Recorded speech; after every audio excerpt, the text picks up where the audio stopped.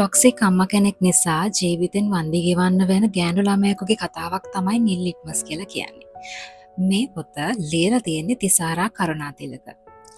ඇත්තටම මේ පොත දැන් මගේ කිව්ව දේ එකිනෙකාට සාපේක්ෂව වෙනස් වෙන්න පුළුවන්. හැබැයි මට එද්දි නම් මට මේ කතාව කියවනකොට දැනුනේ ඇත්තටම ඒ අම්මගේ තියෙන ඒ අඩුපාඩුව නිසා ඒ දරුවාට යාගේ ජීවිතේ වන්දි ගෙවන්න වුණා වගේ. ඇත්තටම කිව්වොත් මේ කතාවේ ඒ අම්මා ආරක්ෂා කරන්නේ දුවව නෙවෙයි. ඒ දුවගේ කන්‍යාභාවයයි ඒගොල්ලන්ගේ නම්බුවයි.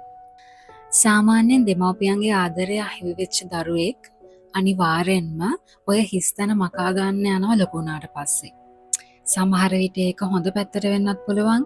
සමහර විට ඒක හිතාගන්න බැරි තරම් දරුණු ආඝාතයකටත් යන්න පුළුවන්.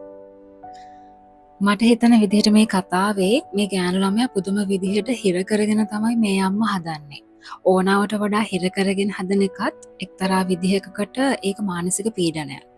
ඒ වගේම අතෑරලා දාලා ඔහේ හදන එකත් ඒ තරම් හොඳ දෙයක් නෙමෙයි. ඉතින් කොහොම වුණත් මේ කතාවට එද්දි නම් මේ කතාවේ මේ ළමයා පුදුමාකාර පීඩනයකින් තමයි ජීවත් වුනේ. මේ පොතේ මට හමුණු සමහර දේවල් ඇත්තටමකොත් මේ කතාවේ මේ අම්මයි ගෑනු ළමයාට කරන දේවල් මට මෙතන කියන්නත් පුළුවන් කමක් නැහැ. මොකද මම එහෙම කිව්වොත් එහෙම මේ කතාව ඔයගොල්ලන්ට කියවනකොට ඒ කතාවේ රසය නැති වෙනවා.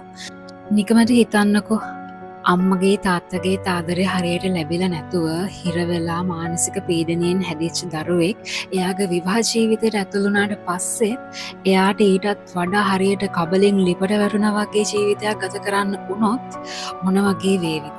ඉතින් මේ කතාව ඇවිල්ලා එක එක පැතිවලට කතා කරන විදිහ ටිකක් වෙනස් කතාවක්. මම මේ වගේ පොතක් මීට කලින් කියවලා තිබ්බේ නෑ. අතර මේක හරිම පුංචි පොතක්.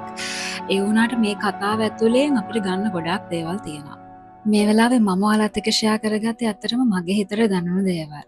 සමහර විට ඔයාට යනකොට මේ කතාව ඊට වඩා වෙනස් වෙන්න පුළුවන්.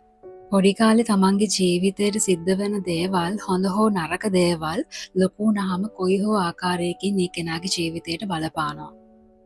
ඇත්තට මේක පුංචි පොතක් වුණාට ඔයගොල්ලන්ට මේකෙන් ගන්න ගොඩක් දේවල් තියෙයි කියලා මට හිතෙනවා. ඉතින් තවත් ඔයගොල්ලෝ මේ පොත කියවලා නැත්නම් මම හිතනවා මේ පොත අරගෙන කියවන්න වටින විදිහේ පොතක් වෙයි කියලා. එහෙනම් අද රිවිව් එක එච්චරයි. මම තව පොතක් අරන් යන්නම් ඔයාලව හම්බ වෙන්න. පරිස්සමෙන් ඉන්න.